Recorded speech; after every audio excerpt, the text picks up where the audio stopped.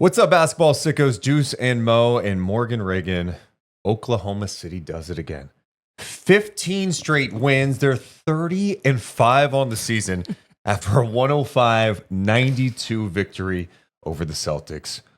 What the hell was that second half by Oklahoma City? I mean, it's like you can just say that's the theme of this season for them. This is what they do.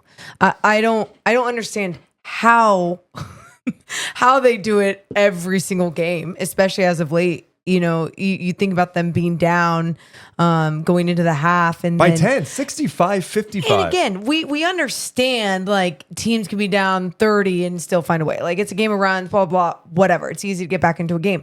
But only the good teams always find a way not only to get back into the game, but then to finish off the game the right way. And that's exactly what they did. Some eye-popping stats, by the way.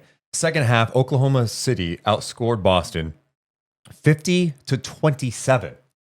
The Celtics scored 27 points. They were 8 of 40 shooting, 20%. They were 3 for 24 from 3 in the second half. Oklahoma City, a key stat to me in the second half, they out-rebounded them. Jeez. They had 7 steals and 5 blocks, and they held Boston. Hold on, I'm going to make you guess here. Out of the 27 points they scored in the second half, how many points in the paint did Boston have in that second half? Okay. Because I saw the final points in the paint. So I'm going to just go, because you're smiling, I'm going to go with 6. 6. Is it? Yeah, but 6 points. That's so bad. That's why 6 points in the paint. They were 3 for 12 in the paint in the second half. I think what is crazy to me is like, look, everyone points to Boston's 3-point shooting. When they don't knock down threes, they don't win. 9 for 46. I think like watch if you don't watch tonight's game and you just look at the box score, you go, oh well, you know, Boston just had an off game. Yeah. Look, some of it might be true, but to me, especially in that second half, that was all the Thunder defense. Like their physicality went up to another level. Their on-ball defense, their ball pressure, the physicality, the closeouts. When they close out hard in the three-point shooter, the help is there. It's just they're on a string. And even though they might be undersized, like they don't have a whole bunch of big wings. Of course, Chet is still out, which is another layer to this conversation. All their guys play bigger than they look. Always. Because you and I were talking about this even in the first half. And you're like, I don't know. Maybe OKC just doesn't have enough length. And I said, yo, they have Hartenstein and everyone like is long out there. Well, like, seems like they're so small without Chet. Well, I was a little concerned in the late second quarter or in that second quarter watching because Boston had that lamb that Porzingis and Cornet. And I was like, dude, they are feasting in the paint. And it just felt like maybe they were a little overmatched by the size.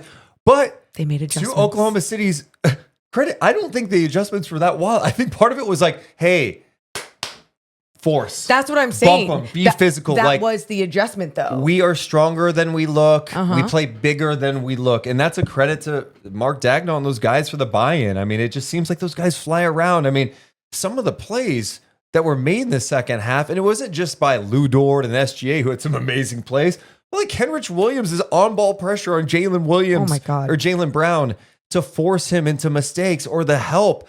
It was just everything was working right. And then you add in some of the highlight plays to me. SGA, his pin block. On Tatum, right? That was on Tatum. And then next play was the alley-oop to Hartenstein.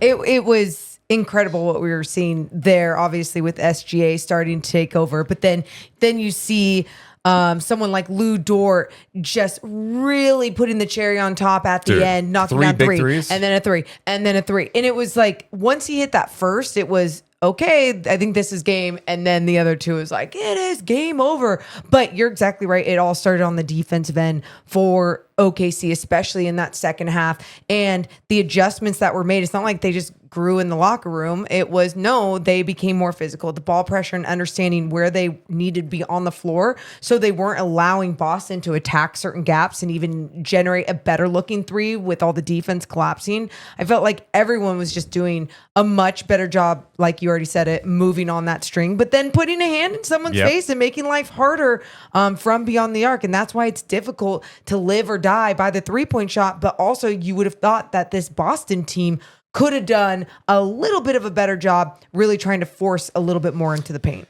Yeah, and Boston can make tough shots. Yes. They've shown that ability Hell yeah. too. So you don't want to discount that. But I also think that's where the physicality comes into play. When you're so often they can create, driving and kicking, spraying out for three. But when you're driving and you're just getting bumped a little bit, there's a little physicality. Everything's just a little more challenging. The ball is harder to get to your teammate. The closeout's really tight. The pressure's there. Those are all, to me, factors in this game today. Well, think about what we saw in the first half. It was Jaylen Brown denying SGA at times, where it was like, oh shit, like how is SGA even going to get open? And sometimes that energy and just like that type of play can last so long, if that's your assignment and you still need to be someone who is scoring on the other end of the floor. What Jaylen Brown finished with 21 points on the offensive end. He was only 1 of 6 from beyond the arc, got to the free throw line, 4 for 4. But what he was doing on SGA when he was in denial, it was like, okay, you're making their life harder. How long is this going to last? It obviously didn't last long enough. SGA, by the way, had 33 points in this game. He had 11 rebounds, 6 assists, 2 blocks, 3 steals. Damn, dude. And they look, that was an example of like, he wasn't getting anything easy. And he still was able to do that. I think one area I'm going to be watching like long-term, big picture-wise with Oklahoma City is just, I think Jalen Williams, they're going to need more from him in big games, especially offensively. Like today it worked, their defense, but he had 10 points on 3 of 10 shooting. Well, but then you're right. But at the same time, when you do have your bench stand up, like Wiggins coming off the bench, finished with 15, and he has been big consistently. So like when you do have that, in addition though, Deuce, like it's a team sport, and you go into your depth and you have your depth able to contribute and make an impact the way that they can while your star players in SGA is also doing what he needs to do. I get what you're saying. Like, I understand that. But at the same time, as long as you're finishing with the dub, which they have, how many, 15 in a row, whatever the shit you said, it's like, I just feel like that can't be the thing that is being even talked about. That's a big picture, man. I didn't say right now I'm like hating on the guy. I'm just saying, like, I think big picture, like we're talking about play, like this team. Yeah, this team's the best team in the NBA right now, in my opinion. Like, I think they're just so together, and the defense, and then they have a guy who's an MVP. Maybe I don't know if he's a front runner, but he's up there. Him and Jokic, right? You throw Giannis in the mix too, but SGA finished in second last year. He's going to have a legit case, especially with the fact that OKC is on pace for 70 wins. And this is without Chet Holmgren, who could be back soon. Insane. So you start thinking about Chet being back in the fold, and what does that do for everybody? Probably open some things up for Jalen Williams as well. Totally. And Oklahoma City could be even better. But I just look at what OKC has done with a really challenging part of their schedule. The comeback against the New York Knicks, and then today against Boston, the second half. It's really outrageous and deserves more love. I was telling Morgan about this. This game was on NBA TV today, and I get like, hey, football's on final weekend of the NFL season. I think the NBA needs to do a better job of like, who cares? You know what we're doing?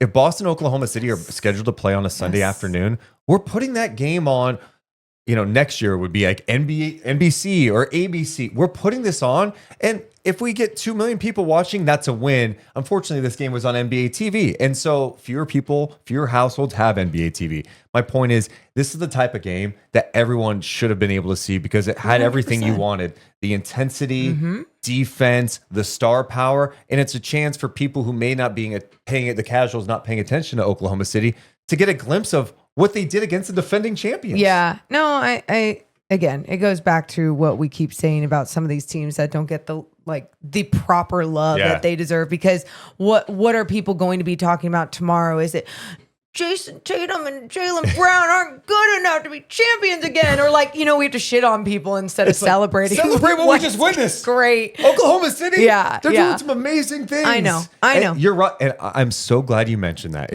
These should be the stories. What Oklahoma City is able to do, the depth they have, how everyone finds a way to make an impact on the game. And by the way, Celtics, they're still fine. They're still fine, they're even losing a game like this. But losing a game like this when you're playing one of the better teams in the NBA, and you could see they were full force using everything that they had.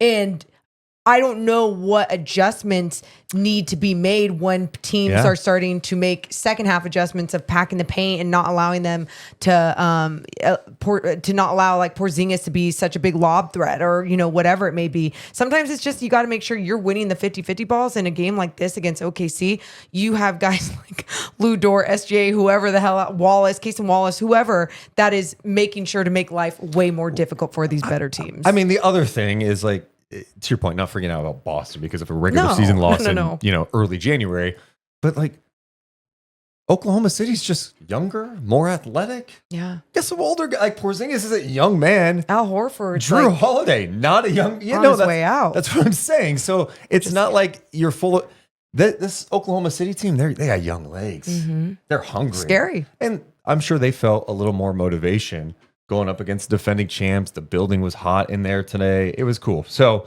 I don't know. Awesome NBA game. It was a good day to be an NBA fan. I am completely with you, and I hope everyone that wanted to watch this was able to watch it. Let us know what you thought of the game, what you think of what Oklahoma City is doing. Are they the favorites overall to win it all? What do you think about the Boston Celtics today? Let us know in the comments below. Hit the thumbs up and subscribe. Deuce and Mo. Deuce and Mo, Deuce and Mo, they tell you what they know. Deuce and Mo, Deuce and Mo, Deuce and Mo, the podcast that you know.